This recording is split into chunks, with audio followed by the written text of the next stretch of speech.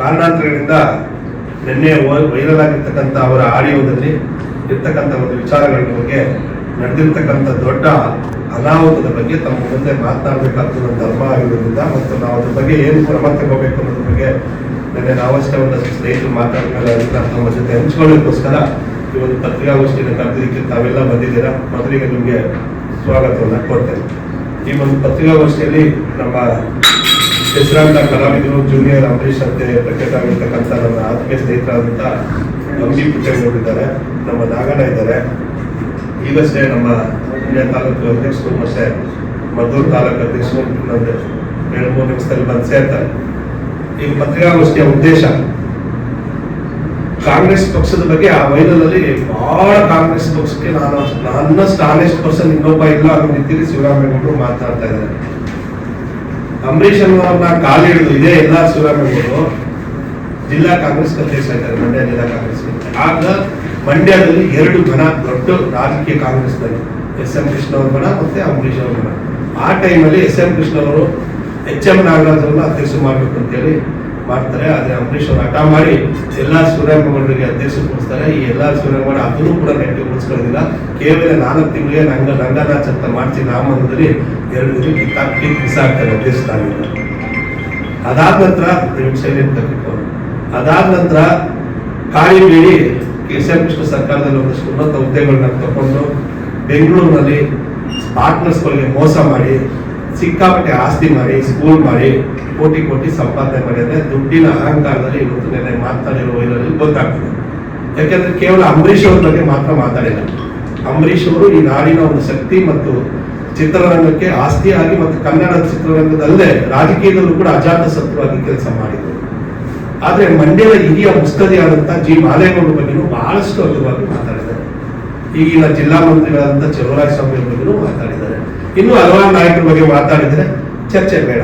ಆದ್ರೆ ನಮ್ಮ ಅಂಬರೀಷ್ ಅಭಿಮಾನಿಗಳ ಸಂಘ ನಮ್ಮ ಅಂಬರೀಷ್ ಅವ್ರ ಬಗ್ಗೆ ಅವ್ರ ಕಾಲಿಡಿದು ನೀವು ಲೋಕಸಭೆಯಲ್ಲಿ ಮೈತ್ರಿ ಅಭ್ಯರ್ಥಿ ಆದ ಅಂಬರೀಷ್ ಅವರು ಕಾಂಗ್ರೆಸ್ನ ಒಬ್ಬ ನಾಯಕ ಆಗಿದ್ರು. ಆಗ್ತಾನೆ ಜಿಲ್ಲಾ ಮಂತ್ರಿಯಾಗಿ ಪ್ರಬಲವಾಗಿ ಜಿಲ್ಲೆಯಲ್ಲಿ ಕೆಲಸ ಮಾಡಿ ರಾಜಕೀಯ ಸಾಕಪ್ಪ ಅಂತಿದ್ರು. ಆದ್ರೂ ನೀವು ಕಾಲಿಡಿದ ಮೇಲೆ ಮಂಡ್ಯ ಜಿಲ್ಲೆಯಾದ್ಯಂತ ನೀನು ಪರ ಅವರು ಚುನಾವಣೆಯಲ್ಲಿ ಮತ ಕೇಳಿದ ಪರಿಣಾಮವಾಗಿ ದಾಖಲೆಯ ಮತಗಳಿಂದ ಗೆದ್ದಿದ್ದಾರೆ, ಇಲ್ಲ ಅಂತ ಏನಿಲ್ಲ. ಯಾಕಂದ್ರೆ ಬಿಜೆಪಿದು ಡೆಲ್ಲಿ ಕ್ಯಾಂಡಿಡೇಟ್ ಇತ್ತು, ಕಾಂಗ್ರೆಸ್ ಕ್ಯಾಂಡಿಡೇಟ್ ಇರಲಿಲ್ಲ. ಮೈತ್ರಿ ಅಭ್ಯರ್ಥಿ ಆಗಿದ್ರಿ, ಜನತಾದಳವರು ನಿಮ್ಮ ಪಕ್ಷದ ಅಭ್ಯರ್ಥಿ ಅವ್ರ ಪಕ್ಷದ ಅಭ್ಯರ್ಥಿಯಾಗಿ ಮತ ಹಾಕಿದ್ರು, ಕಾಂಗ್ರೆಸ್ ಅವರು ಮತ ಹಾಕಿದ್ರು, ಬಿಜೆಪಿಯಲ್ಲಿ ಮತ ಕೇಳೋದಿಲ್ಲ. ನೀವು ದಾಖಲೆಯ ಮತಗಳಲ್ಲಿ ಗೆದ್ರಿ. ದಾಖಲೆಯ ಮತಗಳಲ್ಲಿ ಗೆದ್ದು ಕೂಡ ಆಡಿಯೋದಲ್ಲಿ ಹೇಳ್ಕೊತೀರಿ. ಅದೇ ದಾಖಲೆಯ ಮತಗಳಲ್ಲಿ ಗೆದ್ದಂತ ನೀವು ನಾವು ತಮ್ಮ ಪತ್ನಿಯನ್ನ ಬಿಜೆಪಿಯಿಂದ ಸ್ಪರ್ಧೆ ಮಾಡಿಸಿ ಕೇವಲ 7,000 ಮತಗಳನ್ನು ತಗೊಂಡು ಹೀನಾಯವಾಗಿ ಸೋತಿದೆ. ಇದನ್ನೆಲ್ಲ ಬಿಡಬೇಕು. ನಿಮ್ಮ ಮಾತು, ನಿಮ್ಮ ನಡವಳಿಕೆ, ನಿಮ್ಮ ತೂಕ, ವ್ಯಕ್ತಿತ್ವದ ಆ ಮುಖವಾಡ ಬಯಲಾಗಿದೆ. ಶಿವರಾಮೇಗೌಡರಿಗೆ ಹೇಳಲಿಕ್ಕೆ ಇಷ್ಟಪಡ್ತೇನೆ, ನೀವು JDSಗೆ ವಾಪಸ್ ಕಲಿಯಾಗಿದ್ರಿ, ಈಗ ಕಾಂಗ್ರೆಸ್ ಪಕ್ಷಕ್ಕೆ ವಾಪಸ್ ಕಲಿಯಾಗಿದ್ರಿ. ಈ ಜಿಲ್ಲೆಯ ಮರ್ಯಾದೆ ಕಳೆದಂತ ಮಹಾಪಾಪಿ ನೀವು. ಯಾಕೆಂದ್ರೆ ಈ ಜಿಲ್ಲೆಯ ಒಂದು ತನ್ನದೇ ಆದಂತ ವೈಶಿಷ್ಟ್ಯತೆ ಇದೆ. ಮಂಡ್ಯಕ್ಕೆ ಒಂದು ಹೆಸರು ತಂದುಕೊಟ್ಟದ್ದು ಕಲಾಸಕ್ತಿಯ ಮೂಲಕ ಅಂಬರೀಷ್ ಅವರು. ಅದೇ ರೀತಿ ಹೋರಾಟದ ಮೂಲಕ ತನ್ನದೇ ಆದಂತಹ ಹೆಸರು ತಂದುಕೊಟ್ಟವರು ಜಿ ಮಾದೇಗೌಡರು. ಬೆಂಗಳೂರಿನ ಜನ ಇವತ್ತು ಜಿ ಮಾದೇಗೌಡರನ್ನ ನೆನೆಸ್ಕೋತಾರೆ. ಕಾವೇರಿ ಹೋರಾಟದ ಸುಪುತ್ರ ಅವರು.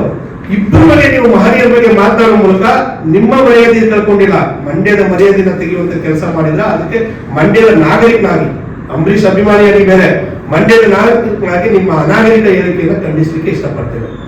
ಮತ್ತೆ ಕಾಂಗ್ರೆಸ್ ಸರ್ಕಾರ ಇತ್ತೀಚೆಗೆ ಪ್ರಚೋದನಾಕಾರಿ ಹೇಳಿಕೆಗಳ ಮೇಲೆ ಕ್ರಮ ತೆಗೆದುಕೊಂಡು ಸುಮೋಟೋ ಕೇಸ್ನಲ್ಲಿ ಅರೆಸ್ಟ್ ಮಾಡ್ತೀನಿ ಅಂತ ಹೇಳಿದ್ದಾರೆ.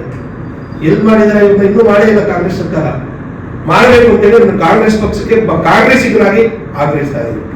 ಕಾಂಗ್ರೆಸ್ ಪಕ್ಷಕ್ಕೆ ಇವನೇನು ಇಷ್ಟವಂತ ಅಲ್ಲ. 2009 ಗಂಟ ಕಾಂಗ್ರೆಸ್ ಪಕ್ಷದಲ್ಲಿದ್ದು 2009ರಲ್ಲಿ ಬಿಜೆಪಿಗೆ ಲೋಕಸಭೆಯಿಂದ ನಿಂತು ಸೋತು ಅಂಬರೀಷ್ ಅವರು ಸೋಲಿಸಬೇಕು ಅಂತ ಬಿಜೆಪಿಗೆ ಹೋಗಿ 2009 ಲೋಕಸಭೆ ನಿಂತು ಯಶಸ್ವಿನೂ ಆದ. ಬಿಜೆಪಿಗೆ 1,80,000 ತಗೊಂಡು ಅಂಬರೀಷ್ ಅವರು ಸೋಲಿಸ್ತಾ ಅಷ್ಟೇ. ಕಾಂಗ್ರೆಸ್ ಮೋಸ ಮಾಡಿಲ್ವಾ? ಕಾಂಗ್ರೆಸ್ಗೆ ನೀನ್ ಇಷ್ಟವಂತನ? ಕಾಂಗ್ರೆಸ್ ಬಗ್ಗೆ ಮಾತಾಡಿದ್ರೆ ನಿಮ್ಗೆ ಏನ್ ನೈತಿಕತೆ ಇದೆ?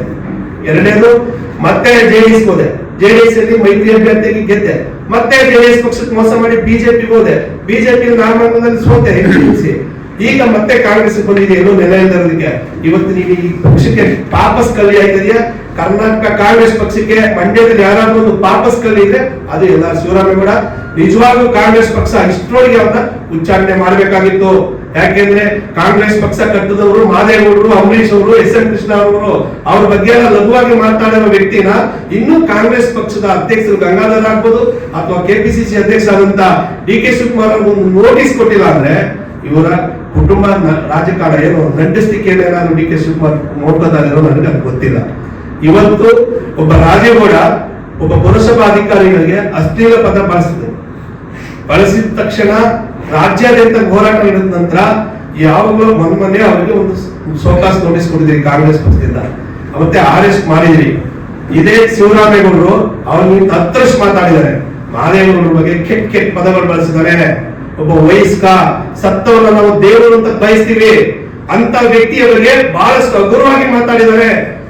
ಜನ ಕೋಟಿಗಟ್ಟಲೆ ಜನ ಆರಾಧಿಸುವಂತ ವ್ಯಕ್ತಿ ಡಾಕ್ಟರ್ ಅಂಬರೀಷ್ ಅಣ್ಣ ಅವರಿಗೆ. ಅಂಬರೀಷ್ ಅವರಿಗೆ ಕರ್ನಾಟಕ ವಿಶ್ವವಿದ್ಯಾಲಯ ಡಾಕ್ಟರೇಟ್ ಕೊಟ್ಟಿದೆ, ಕೆಲಸ ಮಾಡಿದ್ರೆ ಡಾಕ್ಟರೇಟ್ ಕೊಟ್ಟಿದೆ ಕರ್ನಾಟಕ ವಿಶ್ವವಿದ್ಯಾಲಯ. ಅಂತ ವ್ಯಕ್ತಿ ಬಗ್ಗೆ ಕೋಟಿಗಟ್ಟಲೆ ಅಭಿಮಾನಿಗಳು ಇರ್ತಕ್ಕಂಥ ವ್ಯಕ್ತಿ ಬಗ್ಗೆ ಹಗುರವಾಗಿ ಮಾತಾಡಿದ್ದಾರೆ. ಸಾಲದಕ್ಕೆ ಮಂಡ್ಯ ಜಿಲ್ಲಾ ಉಸ್ತುವಾರಿ ಸಚಿವರ ಬಗ್ಗೆ ಹಗುರವಾಗಿ ಮಾತಾಡಿದ್ದಾರೆ. ಇವು ಕಾಂಗ್ರೆಸ್ ಪಕ್ಷದ ವ್ಯಕ್ತಿಗಳ ಬಗ್ಗೆ ಮಾತಾಡಿದ್ರು. ನೀವು ಇನ್ನೂ ಅವ್ರ ಬಗ್ಗೆ ಸುಮೋಟ ಕೇಸ್ ಹಾಕಿ ಪ್ರಚೋದನಾಕಾರಿ ಹೇಳಿಕೆ ಬಗ್ಗೆ ಮಾಡಿಲ್ಲ ಅಂದ್ರೆ ಇದು ಏನಕ್ಕೆ ಮಾಡ್ರಿ? ಈ ಗುಮ್ಮನ ಪ್ರಚೋದನಾಕಾರಿ ಹೇಳಿಕೆ ಕೊಟ್ಟಂತವ್ರನ್ನ ಬಂಧಿಸ್ತೀವಿ ಅನ್ನೋ ಒಂದು ಈ ಗುಮ್ಮನ ಯಾವ್ದಕ್ ಬಿಟ್ಟಿದಿರಿ?